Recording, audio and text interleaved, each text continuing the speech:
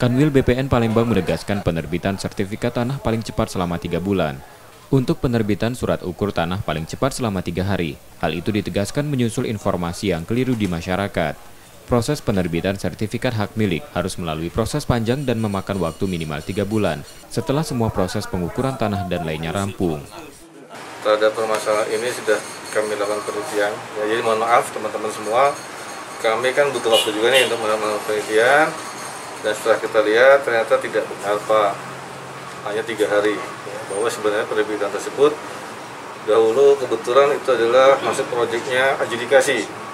Jadi sebetulnya 1 tahun anggaran. Ya, kebetulan saja yang 3 hari itu adalah penerbitan surat ukur, ya, kemudian buku tanah.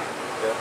Sedangkan untuk pengukurannya jauh-jauh hari sudah dilaksanakan, bahkan bisa jadi dari bulan Januari.